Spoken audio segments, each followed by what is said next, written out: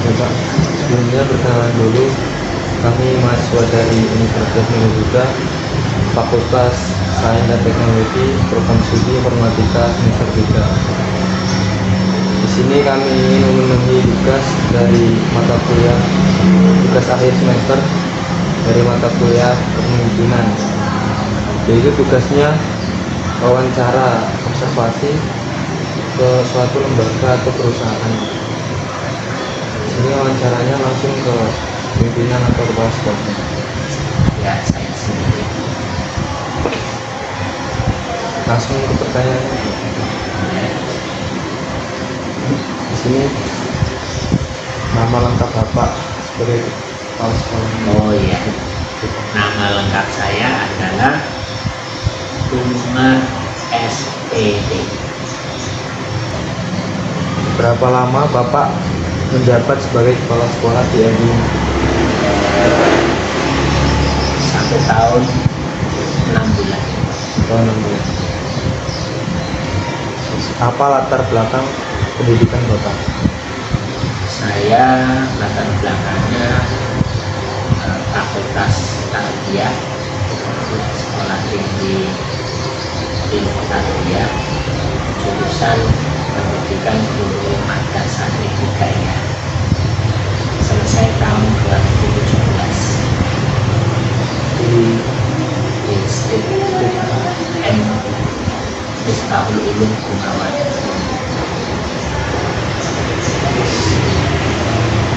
Apa visi dan misi kepemimpinan Bapak untuk MI ini? Visinya melaksanakan tugas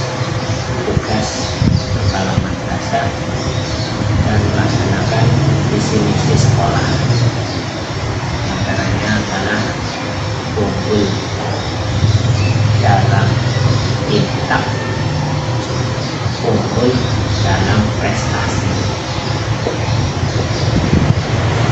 Itu visi misinya.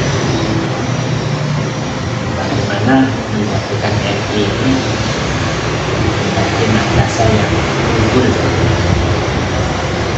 dalam bidang apa? Yang pertama, dalam bidang keagamaan. Anak bisa baca Al-Quran, anak mampu melaksanakan ibadah. Yang kedua, unggul dalam prestasi belajarnya, prestasi olahraganya, prestasi seninya. Nah, keunggulan inilah yang ingin dicapai dalam visi kepemimpinan saya.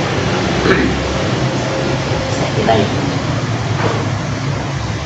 Selanjutnya, apakah ada rencana pengembangan atau perubahan yang akan dilakukan oleh Bapak di masa mendatang?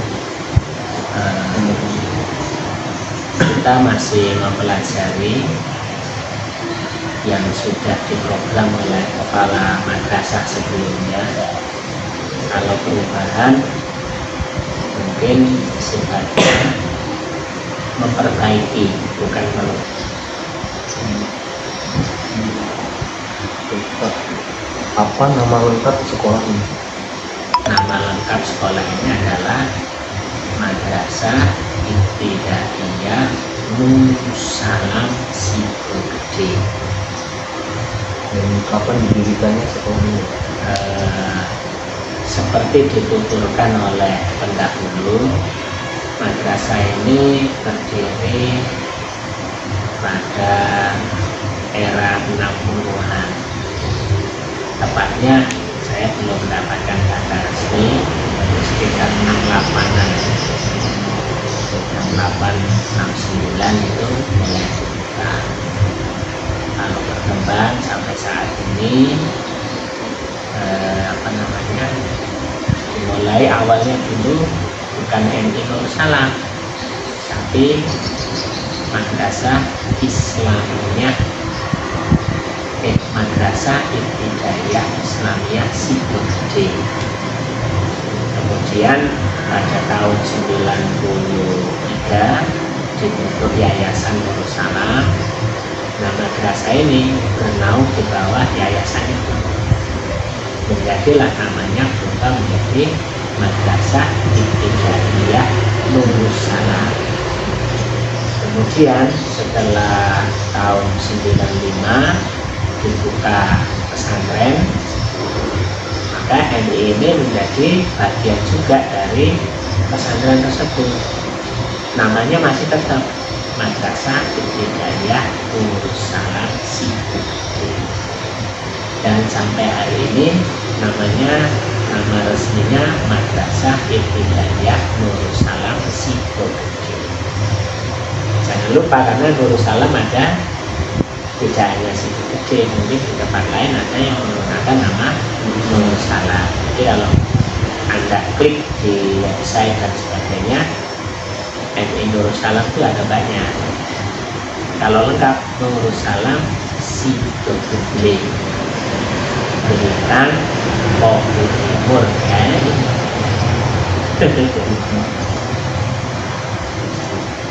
Siapa pendiri atau tokoh utama yang terlibat dalam pendirian sekolah?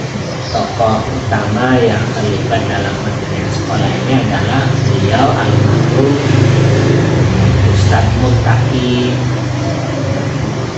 kemudian Bapak Haji Syukur Salim, dan banyak tokoh ya. Saya kurang familiar, termasuk juga Bapak Haji Bejo Akrom, beliau tokoh pendirinya. Dulu yang mendirikan ya orang-orang yang, nah, fotonya ada di sini. Yang paling kiri ya, dari sini paling kiri, nah itu tokoh pendiri. Kemudian ke kanan itu adalah para kepala madrasah sebelum saya. Yang paling baru Bapak Sakro, itu yang sebelum saya ketika sekolah ini didirikan. Berapa jumlah siswa dan staf pengajar saat ini? Ya, saat ini di tahun pelajaran 2023-2024 jumlah santri atau jumlah muridnya 266 anak, terbagi ke dalam 6 kelas. Setiap kelas itu ada rombongan belajar. Jadi setiap kelas itu ada 2 rombongan. Ya. Kemudian anak-anak ini dibimbing oleh 20 orang guru, 4 orang pak guru, 16 orang guru, ditambah dibantu dari pondok itu ada guru pengajian sejumlah 2 orang. Jadi total 22 orang. Kriteria pemimpin yang baik itu seperti apa? Kriteria pemimpin yang baik adalah yang pertama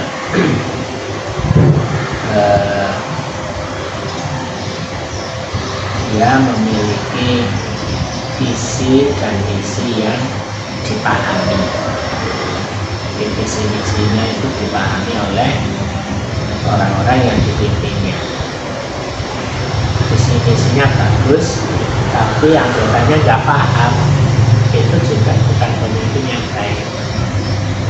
Yang kedua, dia ditaati oleh anggotanya.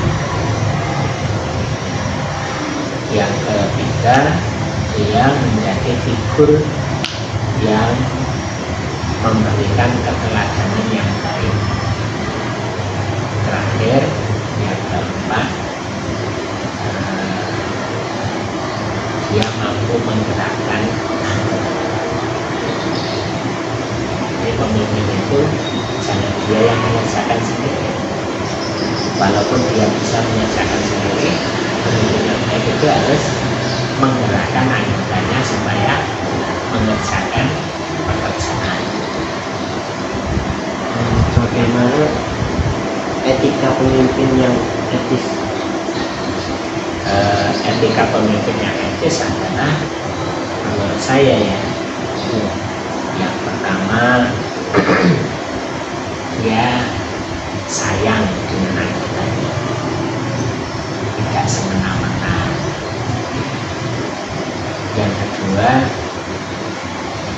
terhadap anggotanya yang berprestasi dia memberikan penghargaan atau reward. Yang ketiga, dia memberikan sanksi atau pembinaan bagi anggota yang melanggar. Terus yang keempat, pemimpin yang baik itu senantiasa mengajak anggotanya untuk menjalin hubungan dengan Tuhan sebaik-baiknya. Prestasinya bagus ini, tapi hubungan dengan Tuhannya buruk. Nah, itu bukan pemimpin yang baik. Atau kalau kita mau ngambil falsafahnya itu secara bersama-sama, simbol manajerial seperti itu kita terapkan di sini.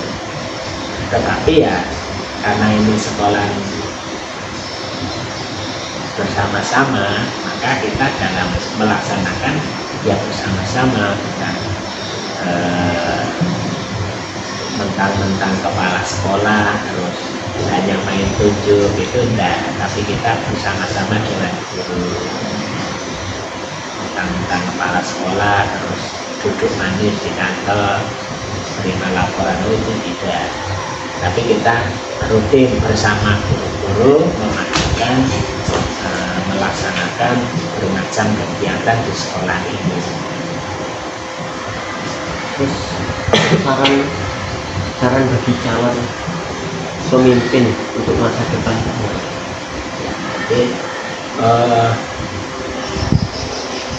buat saya mungkin jadi seorang pemimpin itu jangan dianggap sebagai satu kedudukan atau pangkat, tapi pemimpin itu adalah sebuah amanah. Jadi kalau orang itu sadar bahwa kepemimpinan itu adalah amanah, maka dia akan menjalankan kepemimpinannya itu dengan hati-hati, tidak semena-mena, menentukan kebijakan, mengambil keputusan, merencanakan dan lain sebagainya dengan penuh kehati-hatian. Dan pemimpin itu harus yang bisa merasa, jangan merasa bisa. Pemimpin itu harus bisa merasa. Kalau anak buah saya buat ini rasanya seperti apa, itu pemimpin harusnya bisa merasa, jangan merasa bisa. Saya kira itu.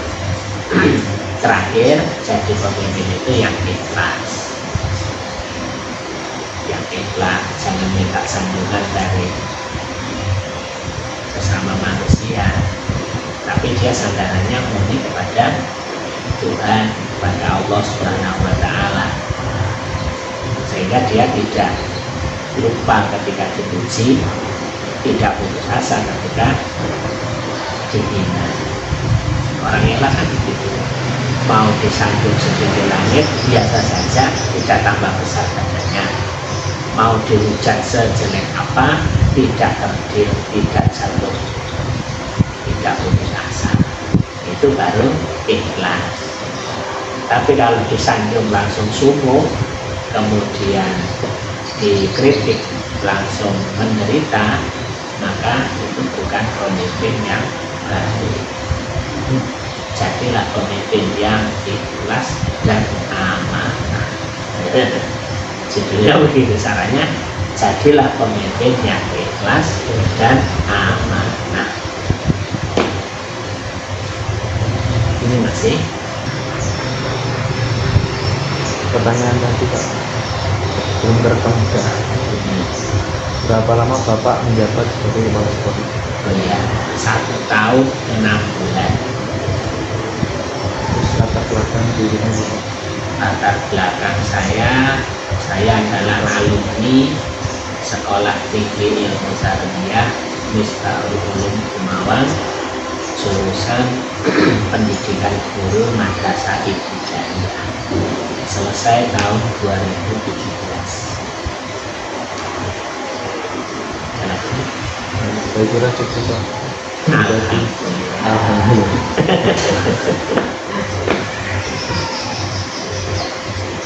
Seperti pertanyaan dari kami, kurang lebihnya kami minta maaf Pak. Jika dalam rangka tugas akhir Sama-sama, mungkin cara dan materi jawaban saya ada kekurangannya, saya juga mohon maaf dan mohon diikhlaskan. Kemudian untuk balasan surat ini mungkin nanti setelah hari Rabu enak gitu, mulai tanggal 2 Januari. itu suratnya nggak harus dibalas. Oh, nggak harus Ya, dibalas. nggak bagus ini. Ini sesi terakhir bisa foto Pak untuk komentar. Oh, iya.